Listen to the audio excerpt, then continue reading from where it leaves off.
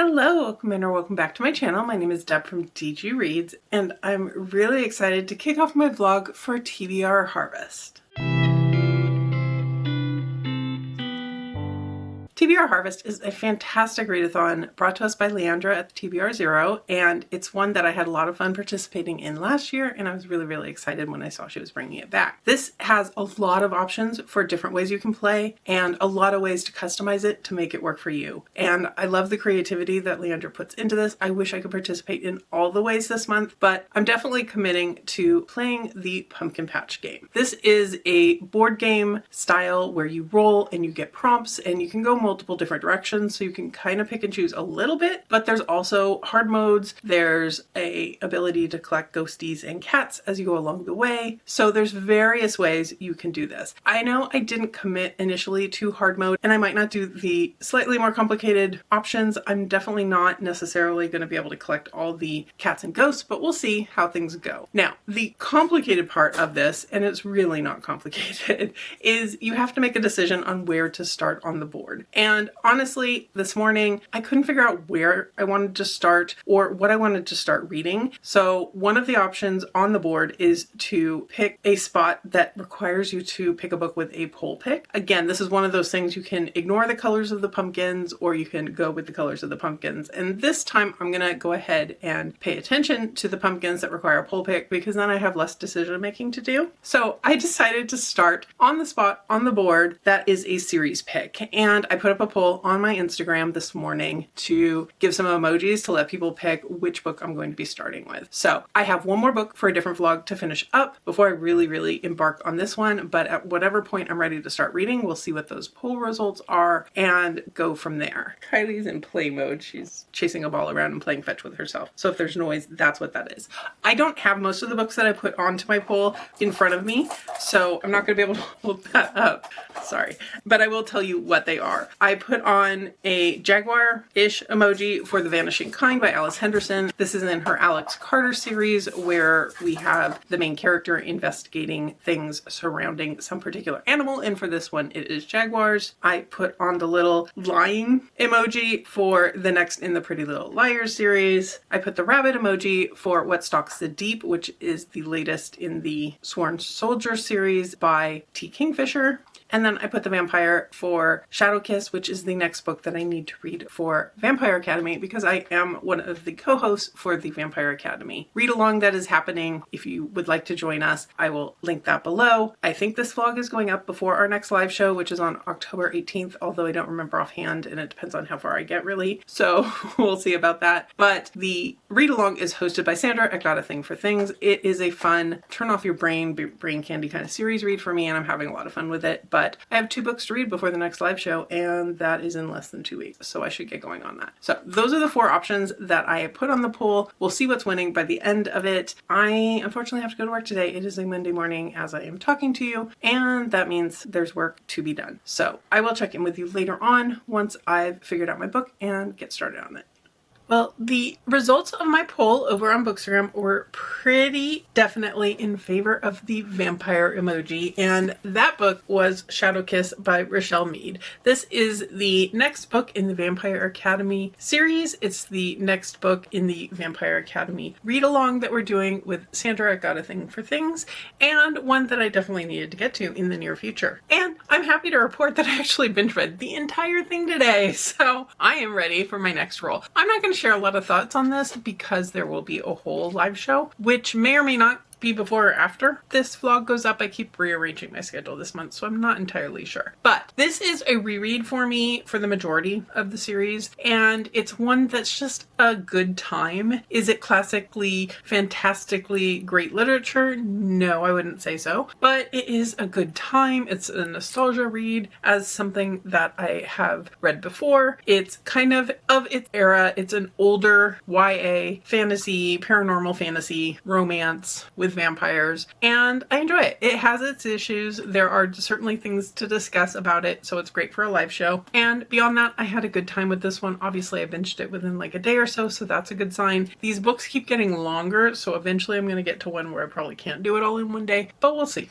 So with that, it's time to look at our actual board and do some rolling. Okay, I have my pumpkin patch here, and I bought these cute little, well, this cute little die, which has pumpkins on the side, so I thought that would be very appropriate to roll for the pumpkin patch game. So we this morning started off with a series read. I realized I didn't really bring a marker to put onto the board for where I'm moving, so for right now we're just going to use half of one of my prompt balls from my prompt ball TBR game as a nice little stand-in. So from here we can go any kind of direction. We can go this way, this way, this way. So we have 3 directions kind of to go, and we are going to roll and see what we are starting off with.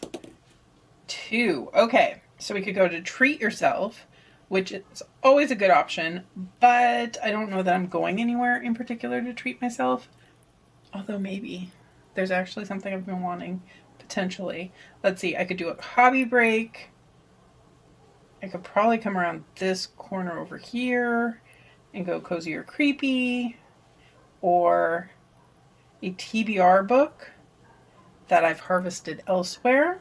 You know what? I'm going to go for treat yourself. I'm going to figure out a treat and I'm going to roll again. I have been seeing a Biscoff cake at Nothing But Cakes, which I think I would like to treat myself to. And I think this is the perfect excuse to do that. I did see that it's in theory potentially about to sell out, but I feel like that's probably more a marketing thing than they're actually running out of cakes. So we'll see. I'll look into that. If not, I'll figure out something else to treat myself with. But in the meantime, we are going to go for a second roll so we can get a book. Okay. Roll number 2 is a 1. So I can either go with a 5-star prediction or a highly anticipated book. Honestly, I think both could be relatively easy. 5-star prediction because it is in this yellow-orange color. It is a book on my TBR. Brown means new to you. So I think what I'm going to do is go with highly anticipated, because there is a cat hiding behind there, and pick a new to me book that I am really anticipating.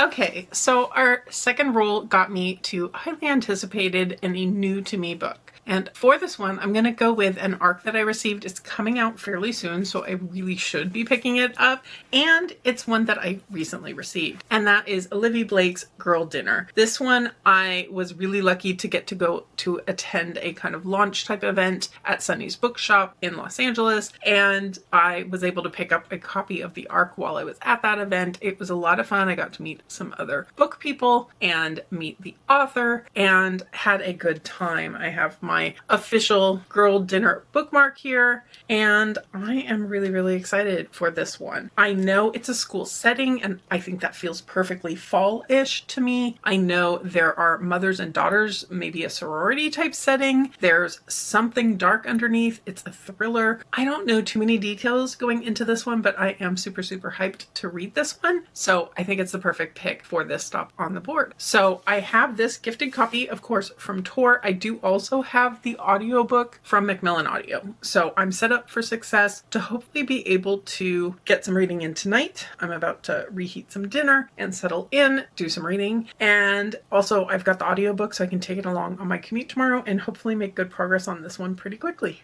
Checking back in with some updates. I have not had a lot of success. I tried to get my Biscoff cake, and the only day that I can get there after work, that they're open late enough for me to go after work and get something, is on Fridays. And for some reason, this Friday they're closing early. I don't know why that is, but that's okay. I did order myself something fun, so maybe that'll come and I'll count that as a treat. Anyway, I have a fall treat type thing to treat myself, banked to eventually use. And then in terms of actual reading, I am now 60% because I kind of overshot the middle in Girl Dinner. And this is going okay, she says cautiously.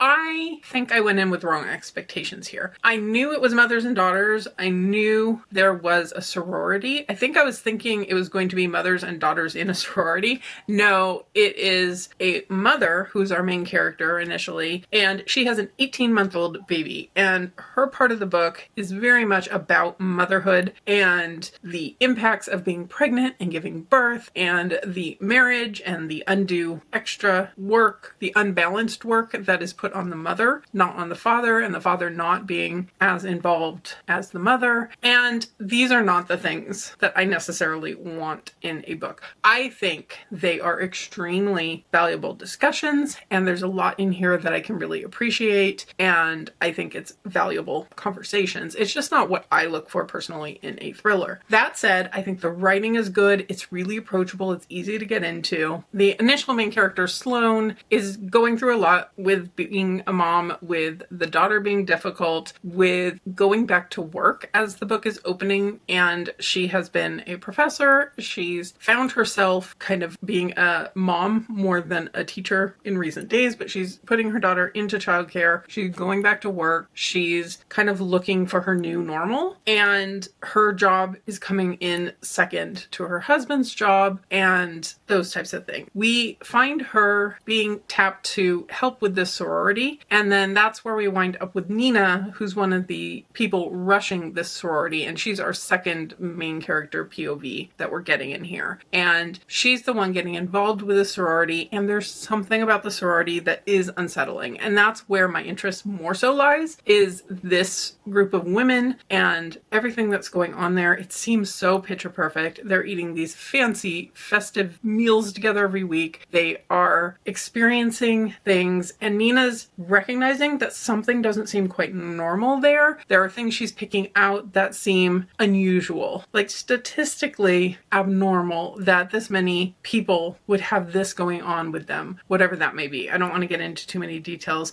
I haven't actually read the synopsis for this one, which might be partially my problem going into this one with the wrong expectations. So I'm not sure exactly how much is spelled out, but I am definitely intrigued more so by Nina's POV and kind of that uncovering of what's going on with this group of women. I think there's a lot of really good discussions in here about feminism, about sisterhood, about family, and I am appreciating it. I just needed to kind of reframe my expectations a little bit. So that's where we're at. I don't have my bookmark in the right spot, but I think this is one that I probably will binge through pretty quickly to finish up, possibly tonight, because I would like to know what my next book is going to be before I leave for work tomorrow. So that's the objective, is to either have an update for you tonight or in the morning so I can do my next roll as well. So with that, I'm going to get back to reading, put on my PJs, settle in for the night, and see how this goes.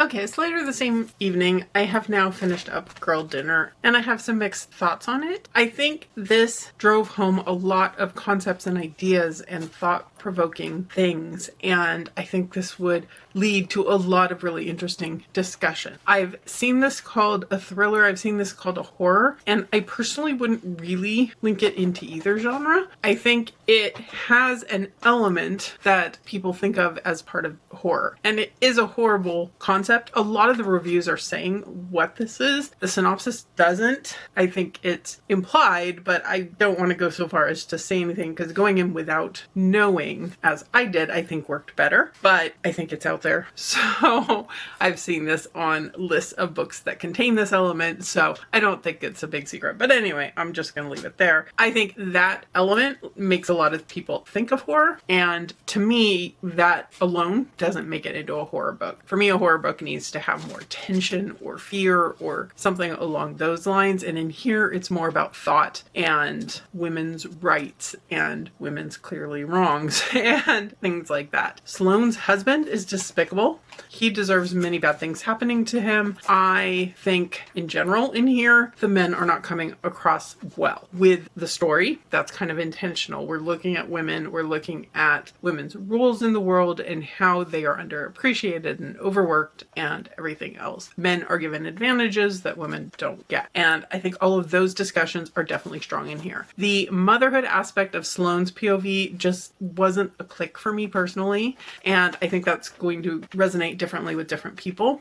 You're probably hearing some Kylie maneuverings in the background. She's having her pre-bedtime wanderings and just in the mood to make noise, apparently. I think there was just a lot about what you're raising your daughter to live in this world, how the various things that the women are doing in this book reflect on the future generation. And I think all of that led to good discussions. I think it just didn't 100% click for me. That's just not what I'm looking for in my reading, but that's okay. The younger girl's POV, I think, still had me much more interested as she got into the details of what's going on with the sorority, the behind the scenes of things and the politics of things. And I just didn't really feel super connected to either of them or super relate to their interest in this sorority. So the writing was good. I think the characters themselves were decently done. I think I just didn't fully connect to either of them, which kind of hindered my enjoyment overall. This is not one to go into looking for a plot heavy book. It's very much more the ideas, the academia of things. We've got a main character who's a sociologist, and that comes into play, just kind of the conceptual nature of that. It really takes until the second half of the book, or 2/3 even, to get to the underlying things that are happening in here, and kind of there's some twists and turns at the very last minute, but until then it's kind of just working away. It's very readable, it's very bingeable. Obviously I read it basically in a day, so it didn't slow me down or anything, so take that as you will. I think I'm landing on a 3.5 for this one. I don't know which direction I'm rounding. I'm inclined to round up because I like Olivia Blake, I like her writing, and I think a lot of the issues I had with this is just me going in with the wrong kind of idea of what I was getting into, but I'm still going to be thinking on that. So with that, we are going to real quick do our next roll and see what's next. Okay, I replaced our half a prompt ball with a little bird. Why a bird? I don't know. Bird hang out in pumpkin patches, I guess? I don't know. But in any case, that is what we're using because it's the thing I found that's slightly cuter and small enough to fit on the board. Okay, got distracted by Kylie, but we are ready to roll and see what we get. 4. Okay, so we could go 1, 2, 3, 4. A book that scares you. 1, 2, 3, 4. A comfort genre. 1, 2, 3, 4. BOO in the title and or the author. 1, 2, 3, 4. A cover choice. So we've got options. I just did a whole weekend of reading intimidating books for Halloweekend, so I don't really want to go with another one that scares you because that's kind of what I'm thinking about for that one.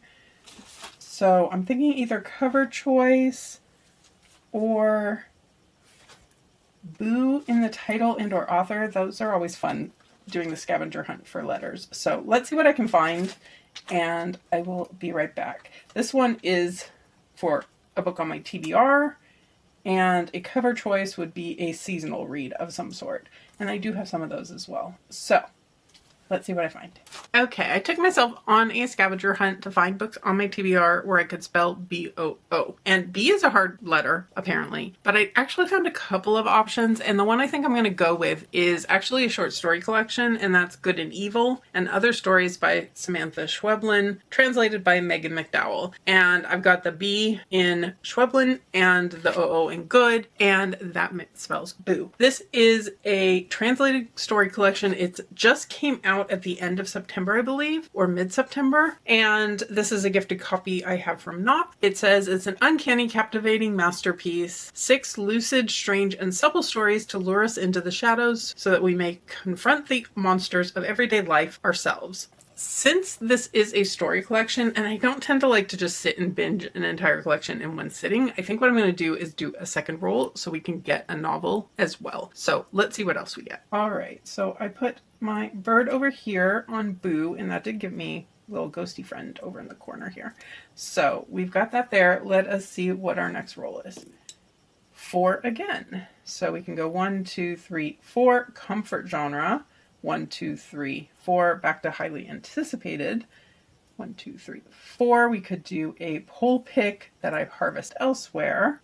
And I think those are my options. So I think what I'm going to do is go with a comfort genre that's on my TBR. And I've been doing a lot of horror, so I'm thinking maybe I should also pick up something that's a little bit fantasy just to round things out a little bit. So let me consider and be right back again.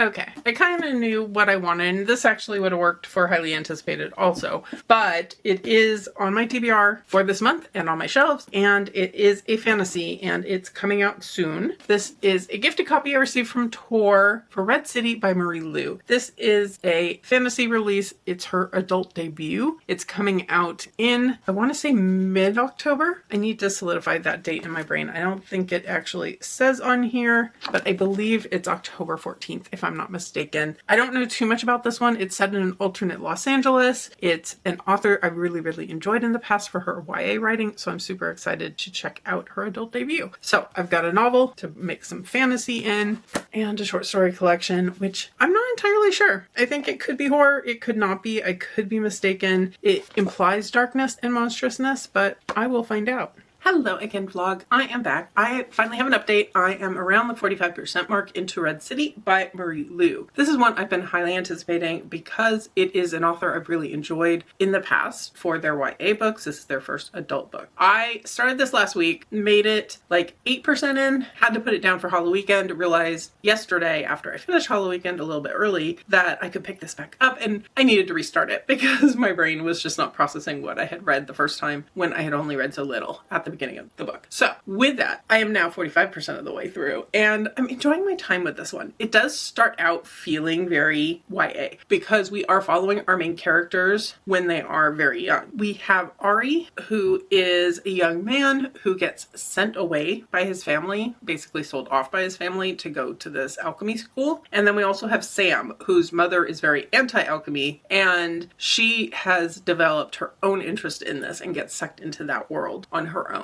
And we see their backgrounds. They overlap. They know each other from school. And the one thing I am not as clear on in here, I really liked their relationship that they build. It's a friendship primarily. And I really like that about them. I didn't quite clock how much they know about each other's knowledge of alchemy. And I know there were a couple passages where they themselves were wondering what the other person knows, but I never fully picked up on that. And that might just be a me issue. My brain has not been entirely there the last couple of days. I haven't been sleeping well, which is not helping matters at all. So the fact that this is very easily approachable made it for a really good read for my brain in my current state. And I am very hooked on the story at this point. We have now, by the halfway point, had a progression in time. So we are dealing with older characters at this point. So I am curious to see if it starts feeling less YA, I guess I could say. And YA is not a complaint for me. I really have enjoyed her YA books. So from that standpoint, we've gotten a little bit of smut in here. I would say it's pretty light, but it does give a little bit more of an adult feel, maybe. I don't know. So with that, the magic system in here is alchemy based. So the ability to transform something into something else. And I think it's being used in really interesting ways, like the way learning alchemy, you can not only change iron into gold, you can change like chemicals and drugs and different things. There is a whole almost gang turf war system in here of different groups who hold power over different things and substances. And one of them is a drug that's based on alchemy and the way that impacts people and the differing ways that these groups are looking to kind of market this, I guess you could say, which I think is interesting. So the way the magic's being used is interesting. It has some interesting politics behind it. And also I really like that there's a cost to it. It's a logic-based system. You can't just do whatever you want. You have to put effort and cost and pain and suffering almost into learning this and letting your body kind of learn how to be part of this process of changing something else. So with that, I am really enjoying it. I don't know right now that it's feeling like 5-star potential. It's not blowing me away that much, but I think now we've had a lot of setup to this point. So I'm really curious to see where it's going to take it in the second half of this. So I'm going to go ahead and get going, get ready for work. Definitely need some coffee made and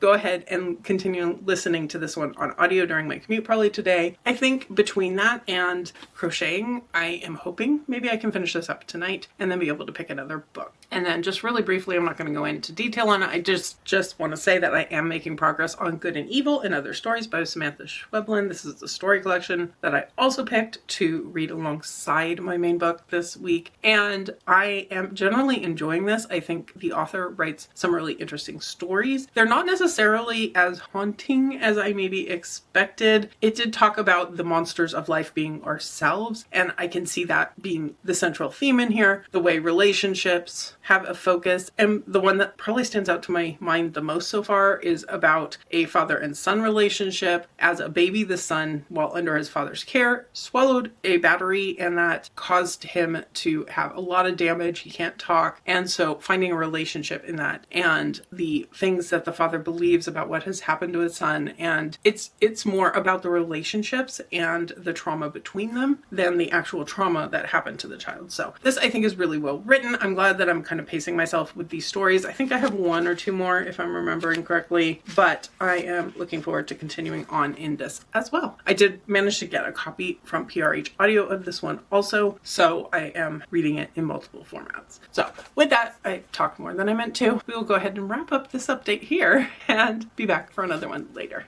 I had a productive reading day today. I have finished both my books. So I don't have a whole lot of more thoughts to say about this collection other than I think it was well written. I can see why it has, or the author's writing rather, has won awards. I think this is a good character study type of short story. Some really interesting concepts, some slightly bizarre concepts at times, but also not entirely out of the realm of reason in other ways. So this one's getting a solid 4-star for me. I enjoyed it. I don't know that these stories are necessarily ones that are going to stick in my brain super long term, but I did have a good time with this one and I'm glad I picked it up. And then I also finished up Red City, and I really liked how this one went. There were some twists and turns to the story that worked well for me and managed to surprise me in a couple of instances. I like the way it ends, although there are some ambiguities to it. So I think this is another book where if you need super concrete happily ever after, or to know for sure that something went wrong, or whatever it may be, I would not necessarily say this one's going to deliver on that. But I liked the magic system in here. I liked the consequences of the magic system in here. There are some definite trigger warnings in here that I feel like would be spoilery, but I would look into them if there are concerns. There are losses amongst the characters, people that we know and like, or at least the characters know and like, or the characters have feelings for in one way or another, regardless, become kind of casualties of this turf war, this gang war, this drug war. I'm not someone who typically likes a gang war type of story, but in here it worked for me. I think the writing is really approachable. I think our main characters were well developed. They're complicated in ways that I appreciated. I don't know that this one 100% had me absolutely hooked, couldn't put it down. There were a few places where I felt like it got a little slow, where my attention was able to drift a little bit. So I think this one's landing at a 4-star for me, but I still really enjoyed it and I can't wait to see what Marie Lu comes up with next. So with that, we had a little bit of a rainy day today. I put a loaf of like frozen, slightly baked bread in the oven, so that smells really good. I want to go have that, and probably some leftovers. I'm not in the mood to cook right now, and just have a casual, easy night tonight. So I do need to go ahead and roll and figure out what my next read is for TBR Harvest, since I did finish up both the books I had in progress. So with that, let's go ahead and switch over to the map. Okay, we finished up on comfort genre for my fantasy read last time, so let's see where we're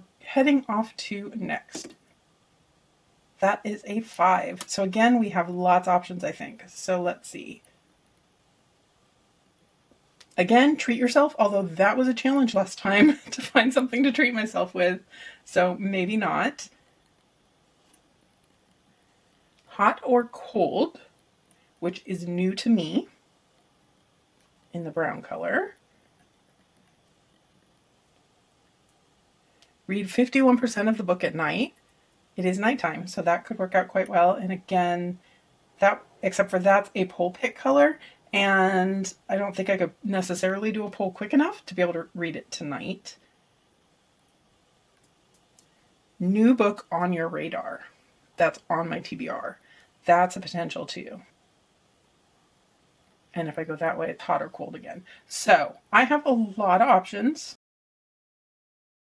I am extremely indecisive. That took way too long. I need an audiobook because I want to start making a new sweater. I wore my one sweater that I have made today, and the weather just has me in the mood to do that. Should I be starting a new project when I have so many on the go? No. But I don't have a sweater on the go, so that's the excuse I'm going with. So I needed something that was new on my radar, on my TBR, and also had an audiobook available that I could get quickly. And none of the books I had checked out at the library are at all new to me. me, so that didn't work. But what I did find was The Lamb, and this is by Lucy Rose. I received this in a Nightworm subscription delivery. I know that because I have the signed signature plate that they send with their books usually, and I've been hearing good things about this one this month. It's a pretty new one on my TBR. I hadn't heard really anything about it prior to getting it in the box, but I have heard a couple of people reading it, and I just very recently added this to my horror bingo TBR for the new board that Sarah from Wicked Reading just gave us. And this one I had down as having societal discussions in it because I believe it has some female rage going on in here. We have a mother and daughter who live out in the woods who cannibalize people. I don't know. I am going to find out what's going on with this one. I am very intrigued. I've heard good things, so I'm going to be doing this.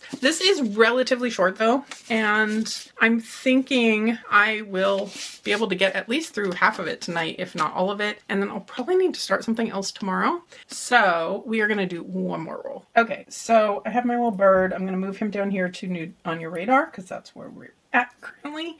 Okay, so here we go with another roll. We got a 6. That always takes me a minute because, oh, it wasn't even in the screen.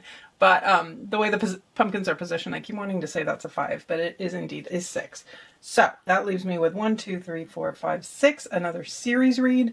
That is another pull pick.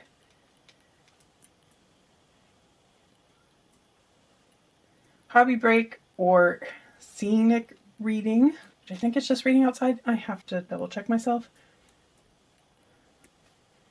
C-A and T in the title and or author. And that one's also a poll pick. Okay, let's go for 1, 2, 3, 4, 5, 6. Cat in the title and or author with a poll pick. There's a little cat hanging out there too.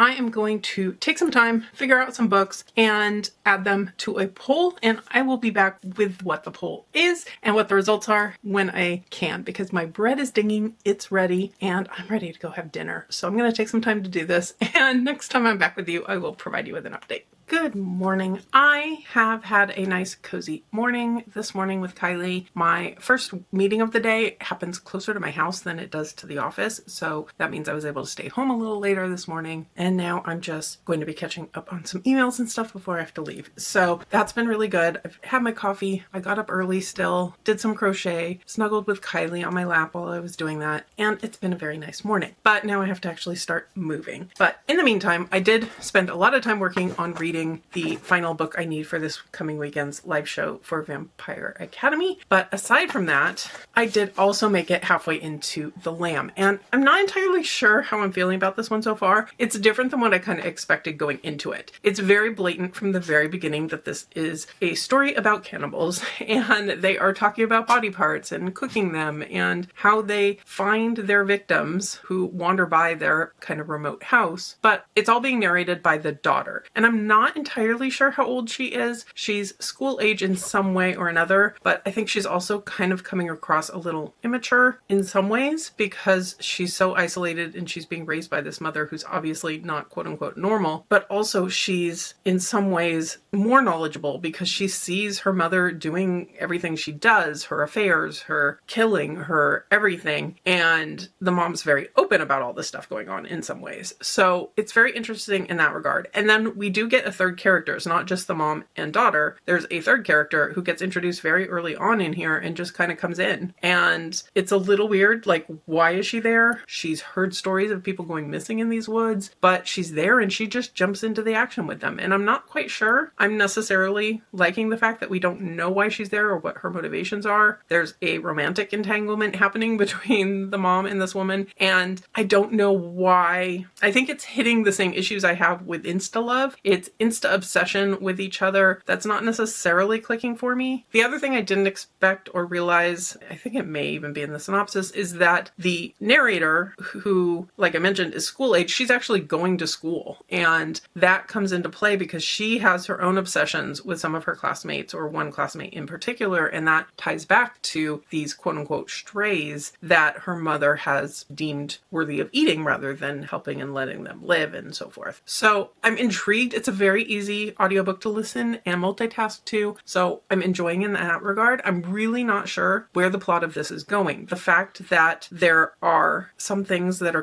kind of feeling like they're getting a little bit loose with their procurement process, if I might say it that way, and the fact that there's clearly a knowledge, given that this woman came in knowing people go missing in this area, that there's something going on in these woods. Like, why wouldn't people be able to find them and figure out what's going on? I don't know. I'm assuming it's heading that type of direction, but I have no idea. So I'm going to keep going on this one. And then I was also going to let you know what books I put into my poll for my cat on the cover, and that may wind up being my final book for this, especially since a lot of these are a little on the bigger side. But for cat on the cover, I have Never Flinch by Stephen King. This is one I actually have to read this month. We've got C and T, certainly, but there is a novel here, and that's where I'm getting the A from. So that one was a little bit of a stretch, but so far it's the furthest behind in my poll. I also have Witness 8 by Steve Kavanaugh. This is just one that I've been interested in picking up. It's a legal thriller. It's an author I've really enjoyed from before. It's part of a series. I have read one of the books in the series, but I haven't read them in order anyway, so this is one that would work. Another one I'd be really excited to pick up is Not Quite Dead Yet. This is by Holly Jackson, and this one we have the C, A, and T, and this is the adult debut of an author I've really enjoyed for YA. And then the final book I put on is The Treasure Hunters Club by Tom Ryan. This is the Literally Dead book club pick for October, and not one that I necessarily was planning to pick up this month, but it certainly seemed like it sounded like a fun book, and I always do enjoy being able to participate in the discussions if I'm able to. So that means if this one comes up, I think I can get it from the library. I'm like number 2 on the waiting list, and there's 47 copies in use, so hopefully it'll come in time. Otherwise, like I've said, I think before, I have plenty of credits in places. So currently the poll is looking good for Treasure. The Holly Jackson is currently in second place. I'm going to wait and figure out what the final result is when I do finish The Lamb, and then I will go ahead and check in with you and let you know how whatever book I'm reading is going. Hello again. I have finished The Lamb, and I just never fully connected in with this. I really liked the ending of it, but up until then I found it slow personally. Like, there were concepts that were interesting, but I felt really disconnected from the story, and I think that's because we are watching everything through this child. As the book went on, I got the sense she was younger than I first thought she was, and I liked the POV from her eyes and the fact that she was a little bit naive to things, but at the same time, because she had been raised by this really bad mom, she was thinking all the things she was seeing were very natural and normal, kind of. She knew, like, she couldn't talk about it with people. She knew she shouldn't let people know who were interested, what was going on at home. But overall, I think I didn't fully connect or really buy into the relationship that wound up happening between the two women, because Eden, the new woman, just kind of comes in out of the blue. And if there was really a reasoning laid out in the story, maybe I missed something. I feel like maybe I did, but I didn't quite get how quickly this obsession grew between them. I did like the ending to it. I thought it was well done. It did surprise me. So from that standpoint, I enjoyed it, but this is like a low 3.5 to a high 3, I think. For me, I think there were a lot of good things in here. This is an author I would read from again, but it just didn't quite draw me in. So with that, I did get the audiobook in today for the, is it the Treasure Hunters Club, I think, and I'm like number 1 on the waiting list for the ebook, which is all fine because I am going to put things down a little bit for Halloweekend. I have a busy weekend, plus I want to succeed at Halloweekend readathon as I'm juggling these two. It's working quite well, having one that's on weekends and one that I'm focusing on being TBR Harvest during the week, but it is now Thursday night. That weekend has officially kicked off, and I am switching gears for a little bit, but I will at least be finishing one more book, being the Treasure Hunter one, before I finish up this vlog. So I will be back once I get started on that and bring you some thoughts. Alright, I am now halfway into my final book for this particular vlog. I might wind up doing a couple rolls after this just to help me pick additional books, but this vlog needs to go up this week, so I am going to go ahead and cut it off after this book. But in the meantime, I am having a good time with my final book, and that is The Treasure Hunters Club by Tom Ryan. In this book, we are following 3 different characters. One is Peter. He is a 40-year-old man. He's kind of adrift in life, and then he gets a letter from his grandmother, who he has been been entirely estranged from since the death of his parents way back when, and she invites him to Maple Bay. We are also following a 17-year-old girl named Dandy, and she is dealing with the death of her grandfather, and something he left behind for her is a request that she get involved with the local group who are investigating the mysterious treasure that went missing years and years and years ago, and following clues and maps and everything else. And he suggests she get involved with them and get in on this process. And then lastly, we're following Cass, who is an author. Her initial debut novel got sold, but then things went really, really badly with it. Her imprint went down, the sequel got canceled, and she is also a little bit at loose ends, and she gets offered the opportunity to house sit for an old friend of her father's. She doesn't remember, but he has this gorgeous house along the coast in Maple Bay, and she figures why not spend a year there and kind of get her life on track. And while she's there, she gets inspired to write about this missing treasure. And so all three of these characters, we are following their POVs in alternate patterns, and they have not at this point met in the book, so we're following three separate storylines. I'm assuming at some point they are going to wind up overlapping a bit and getting to meet each other. That would be my guess. I am finding this very easy to read. I picked it up on audio. I'm working on some crochet currently, and I wanted something easy to listen to, and this is absolutely fitting the bill. It is cozy, I would say, although it does hit on some harder topics. We have some death, we have some grief going on in here as well. There's hints at potential romance in some places. There's a variety of different things going on. And these aren't characters who are going to have a romance with each other, because we have Peter, who is gay, we have our female character who also likes men, and then we have a teenager. So in that way, it's not going to come together. We have